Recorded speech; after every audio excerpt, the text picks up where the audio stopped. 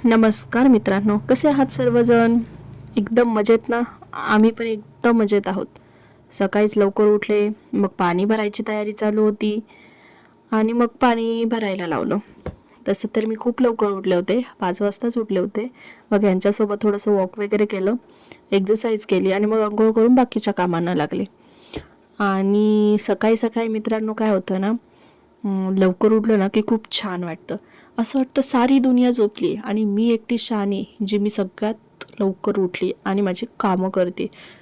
मग ते फिलिंग जे असतं ना ते खूप छान असतं हां. आणि मग इथे बघा ना, अजून तर दिवे पण बंद झाले नव्हते. कधी तर 6:45-7 झाले असतील, दिवे पण बंद झाले नव्हते. एक छोटासा चंद्राचा तुकडा दिसत होता.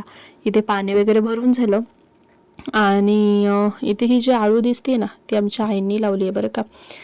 इथे आम्ही कपडे, भांडी वगैरे सगळं करतो आणि त्याचे पानं हे आळूला जात असतं. आळूचे वड्या खूप छान होतात हां मित्रांनो, एकदा ट्राय करा तुम्ही. आणि हा जो कढीपत्ता आहे ना, तो पण आईंनीच लावला आहे खरं तर. खूप छोटंसं रोप होतं ते, इतकं उंच झालं आहे पहा ना. ही हळद पण आईंनी आणि आम्ही दोघींनीही लावली. बोलल्या जशी येईल तशी येईल, पण लावतात.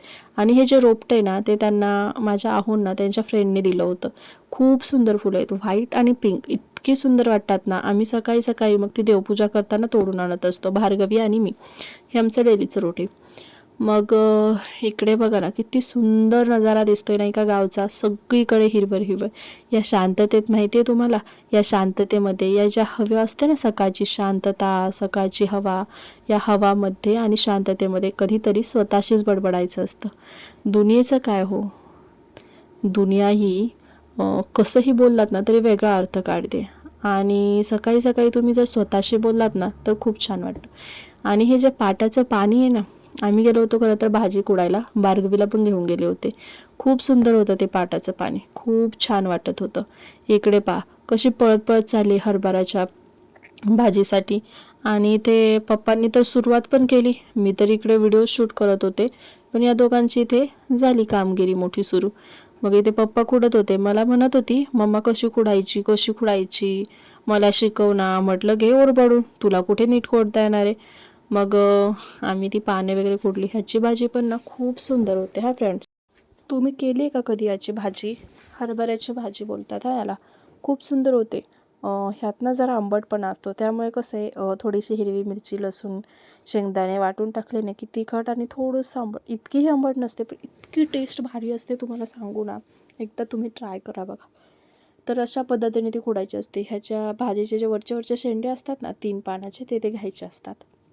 आणि मग इथे भार्गवी पण, पप्पा पण सांगत होते तिला तोडायला, कशी तोडायची, पण तिला काय जमते हो, लहानसं लेकरू ते ओरबडत होतं नुसतं. इथे लहान मुलांना ना कसं शेतात आल्यावर खूप मजा येते आणि माझ्या भागाबाईला तर खूपच मजा येते. तिला खूप आवडतं शेतामध्ये आल्यावर. मी बाहेर तिला जास्त खेळून देत नाही ना, रोडटच घर असल्यामुळे भीती वाटते. मग सगळं झाल्यानंतर इकडे आलो, कोरके छान केले मस्त. ते रात्रीची भाकर होती, मग त्याचे कोरके केले. ते सगळं झाल्यानंतर इथे एका आजीला भेटायला आलो. त्या आजी थोड्याशा पडल्या होत्या, म्हणजे त्यांचा हात फ्रॅक्चर झाला होता. तिला बोललं कर चौकशी आजीची, कसं काय आजी, कुठे पडलात, बरं आहे का? आजीला बोलते बरं आहे का आजी, कशाला पडता? मग इथे तिने आजीची चौकशी केली. तिथे आजीला विचारत होती, आजी काय झालंय, कसे पडलात तुम्ही वगैरे. आणि त्यांच्या वट्यावरती एकदम, ती पण इतकी शहाणी आहे ना, अशी एकदम कडला खेळत होती. मग इथे मी खुर्चीवर बसलेले आहे. मला म्हटली मम्मा मला घोडोबा घोडोबा कर. मग तिला असं पायावर धरलं आणि म्हटलं बोल, तुकडू तुकडू घोडोबा बोल तुझं गाणं. तिला बघा ना किती आनंद झालाय. लहान मुलांना खूप छोट्या छोट्या गोष्टी आवडतात.